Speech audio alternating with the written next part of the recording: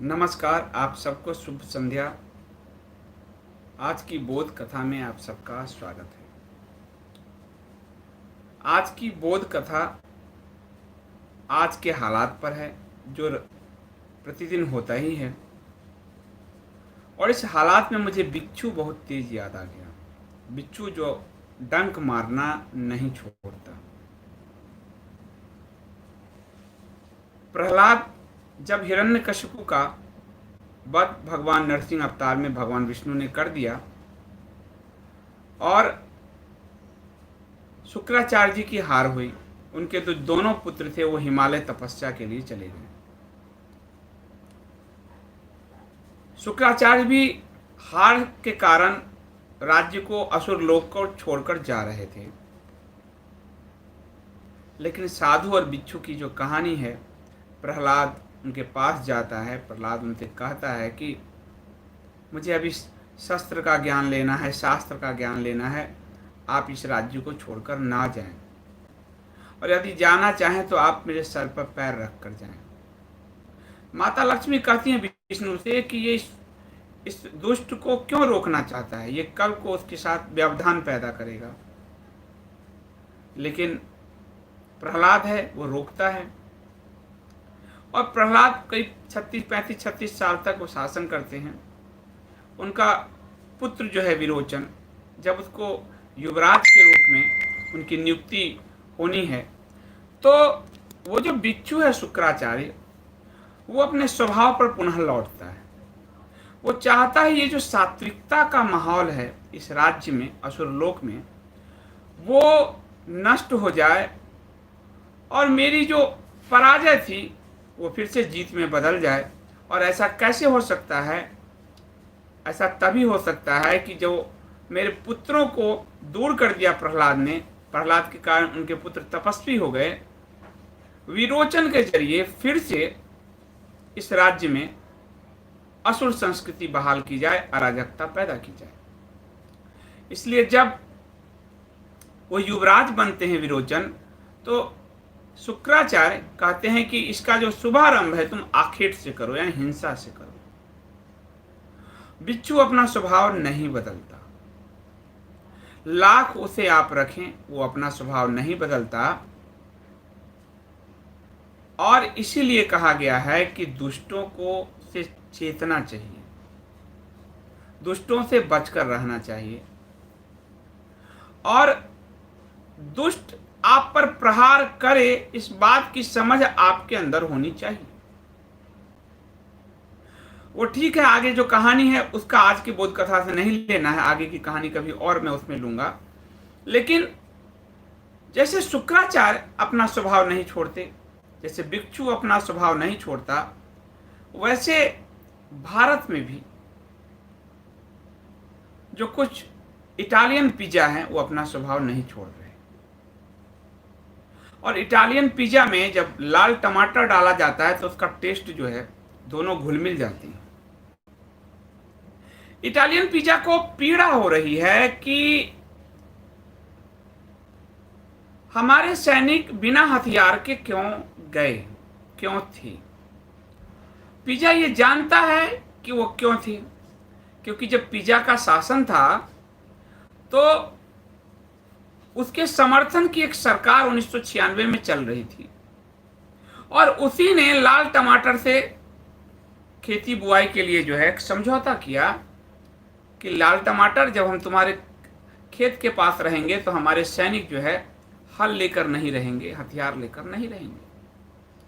Pizza ये जानता है, और पिज्जा जानबूझकर देश को गुमराह करना चाहता है। आप जानते हो कि ज़्यादा पिज्जा बर्गर खाओगे युवा कैसे बर्बाद हो जाते हैं फास्ट फूड से। वो पिज्जा यही करना चाहता है। पिज्जा यही नहीं रुकता, छोटा पिज्जा और बड़ा पिज्जा दोनों जो है टमाटर के साथ 2008 में टमाटर की खेती के लिए बैठक करते हैं, जो है MOU साइन करते हैं, CPAC, और वो टमाटर के ही घर में जाकर साइन करते हैं, क्योंकि टमाटर के घर में ओलंपिक हो रहा होता है। और ये जो समझौता है वो सरकार के स्तर पे नहीं होता, ये समझौता पिज्जा पार्टी और टमाटर पार्टी के बीच होता है। पिज्जा पार्टी का जो महासचिव है वो छोटा पिज्जा है, टमाटर पार्टी का जो महासचिव है वो अभी जो बड़ा टमाटर है वो है। और पिज्जा पार्टी और टमाटर पार्टी दोनों समझौता करते हैं और ये नहीं कहते बियॉन्ड गवर्नमेंट, वो समझौता करते हैं कि हमारे खानदानी पिज्जा खानदान के प्रति एक दूसरे का हम एक्सचेंज बिहेवियर करेंगे। मैं तुम्हें अपना पिज्जा पार्सल करूंगा, तुम अपना लाल टमाटर पार्सल कर देना मुझे।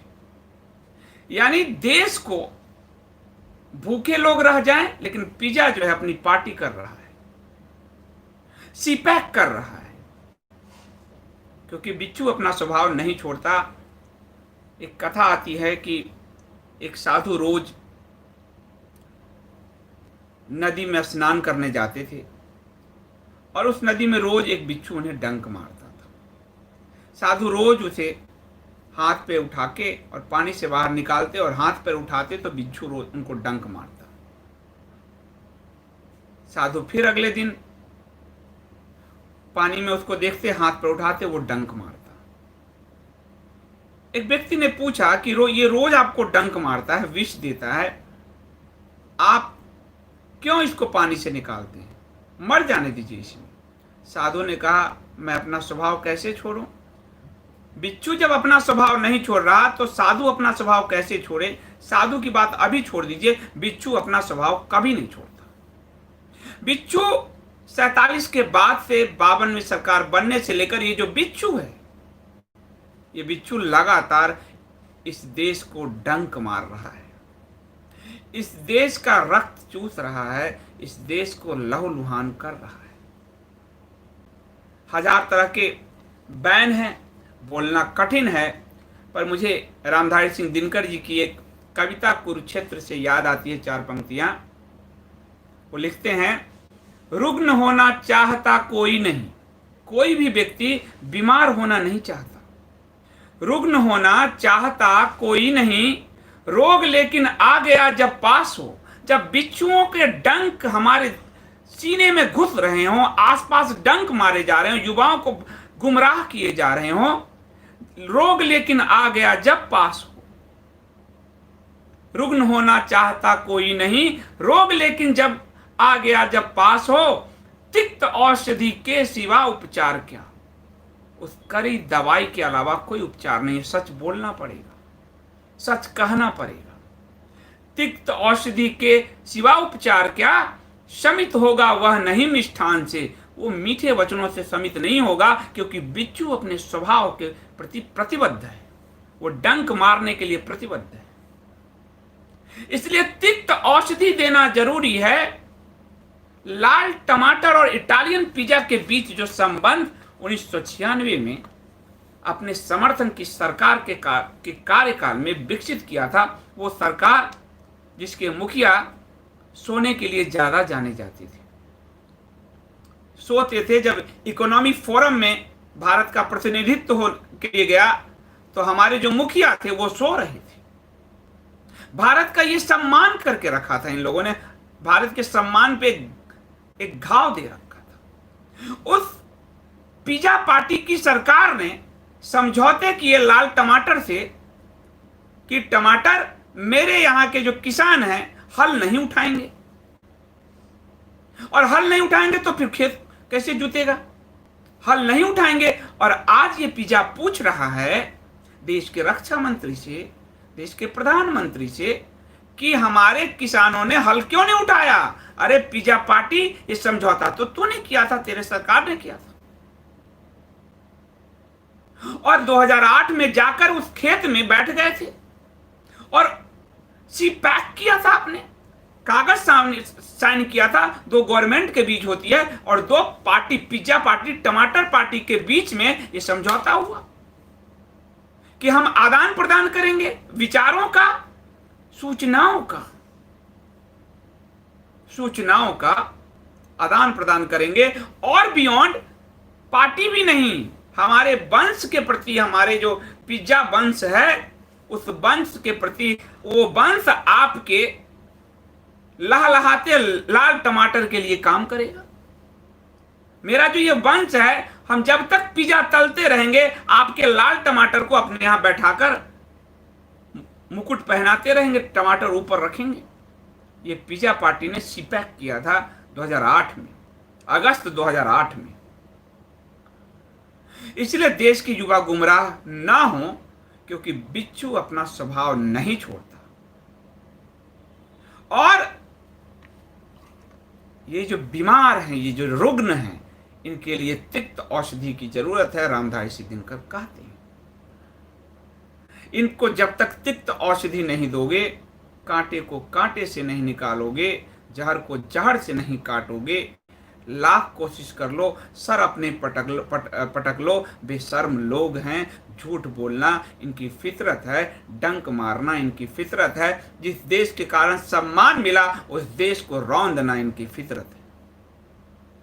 इसलिए ये झूठ बोल रहे हैं, लगातार झूठ बोल रहे हैं, कागज होते हुए ये झूठ बोल रहे हैं, गुमराह कर रहे हैं। और जब वो ट्वीट 16,000 18,000 रिट्वीट होता है, हालांकि ज्यादातर बोट है, तब भी आज का हमारा युवा, मैंने कई लोगों को देखा, वो गुमराह हो रहा है। वो पिज्जा पार्टी के बारे में नहीं जानता, वो टमाटर पार्टी के बारे में नहीं जानता कि पिज्जा और टमाटर ने मिलकर बड़ा पिज्जा बनाने की कोशिश की थी। और पिज्जा ने कहा था, हे टमाटर, मैं अपना हिस्सा मेरे नाना दादा ने दिया ही था, हम भी काट कर तुम्हें देंगे और मिलकर पिज्जा पार्टी करेंगे। इसीलिए ये पिज्जा पार्टी 14 के बाद चुप चुप कर टमाटर के घर में जाकर मिल रहा था, टमाटर के साथ बैठक कर रहा था। और इस पिज्जा पार्टी का पूरा खानदान अगस्त 2008 में वहां गया था, पूरा खानदान गया था। और 2014 के बाद चुप चुप कर उनसे मिलने यहां भी पूरा खानदान गया था। ये पूरा खानदान बिच्छुओं के 1000 डंक से भरा हुआ है। डंक जहर ही जहर है इनके अंदर। शुक्राचार्य कितने भी विद्वान थे, वो असुर के ही गुरु रहे। और शुक्राचार्य पराजित होने के बाद भी अपनी थेथराई छोड़ने को तैयार नहीं थी, बिल्कुल नहीं थी। 36 साल प्रहलाद का शासन रहा, धर्मपरायण शासन रहा, तब भी वो इंतजार में थे कि इसके पुत्र को बर्बाद करके फिर से अराजकता पैदा कर दूंगा। तो वो भूलता नहीं। जब बिच्छू अपना डंक मारना नहीं भूलता, तो हम जैसे लोग तिक्त औषधि देना कैसे भूल सकते हैं? इन रुग्ण लोगों को तिक्त औषधि देना हम कैसे भूल जाएं? हमें बोलना होगा, हमें लिखना होगा, हमें कहना होगा, हमें आज की पीढ़ी को गुमराह होने से बचाना होगा। हमें बोध कथाओं के ही जरिए उनके बोध को, होश को साधना होगा, जगाना होगा। क्योंकि इस देश में मरीचों की भीड़ लगी है, सोने का हिरन बन बनकर घूम रहे हैं। और ये मारीच वो हैं जो इस देश की सीता को हरना चाहते हैं, इस देश की जो भारत माता है उसको हरना चाहते हैं।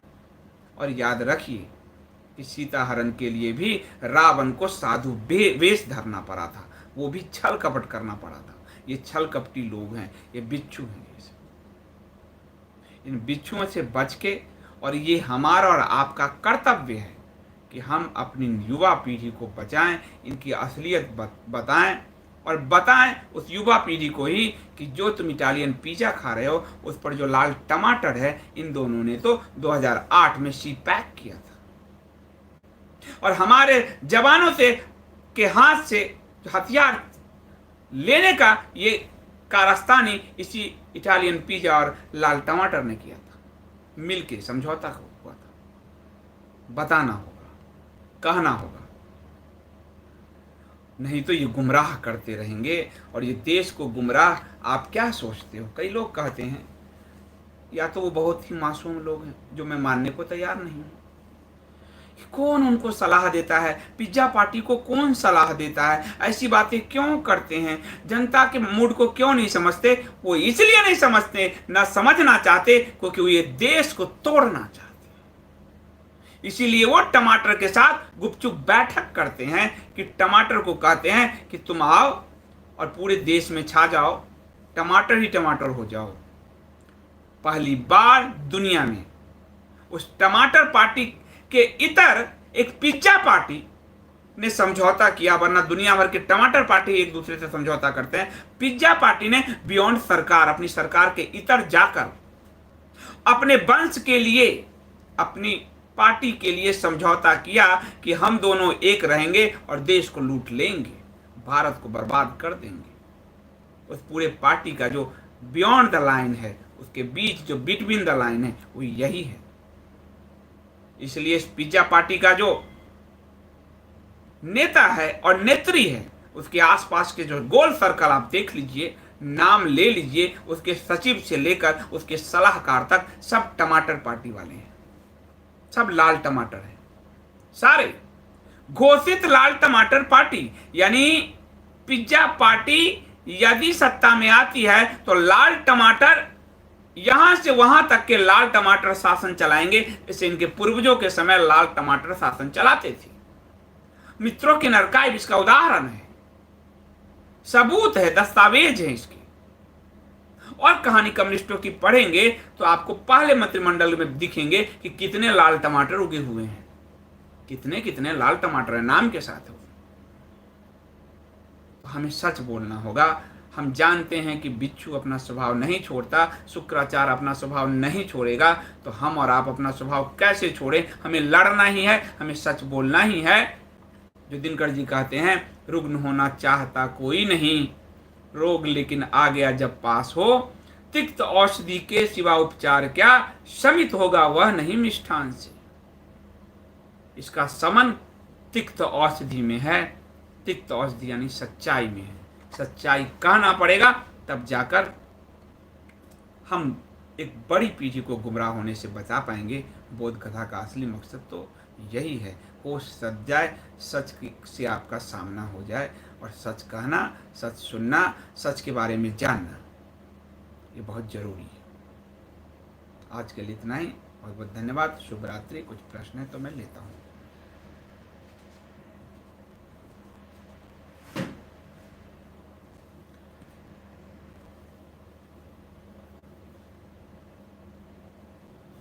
ओम प्रकाश जी कह रहे हैं इटालियन पिज्जा। सुशील सिंह जी बहुत धन्यवाद डायमंड मेंबरशिप के लिए। डायमंड का यानी कि परसों आप जो सुशील जी, आपको बहुत धन्यवाद। और परसों जो स्पेशल डायमंड मेंबरों के लिए जो स्पेशल लाइव होगा, स्ट्रीमिंग होगा 3:30 बजे, उसमें आप जरूर उपस्थित होइएगा। उसका नोटिफिकेशन जो है आपको एक कम्युनिटी से मिल जाएगा। सुशील सिंह जी बहुत बहुत धन्यवाद सुपर चैट के लिए भी। तो सत्यम शिवम सुंदरम कह रहे हैं लाल टमाटर के बारे में, मेनन पहला लाल टमाटर था, बिल्कुल। और ओम प्रकाश जी कह रहे हैं इटालियन पिज्जा को दर्द है कि लाल टमाटर की चटनी जो है हमारे किसानों ने कैसे बना दिया। जय जवान जय किसान, किसान कहें तो समझ जाइए, जय जवान जय किसान।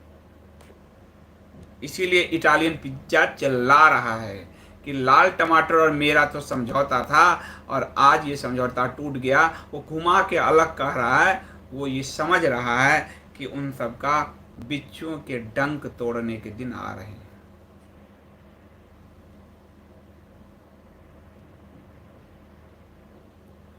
मंगीलाल राजस्थान जी बहुत धन्यवाद आपका। लाल टमाटर से शांति वार्ता नहीं करनी चाहिए, बिल्कुल नहीं करनी चाहिए। लाल टमाटर में कोई ज़रूरत नहीं है। और जो आप कह रहे हैं सुब्रमण्यम स्वामी जी कह रहे हैं, तो वो कह रहे हैं तो वो ठीक ही कह रहे होंगे।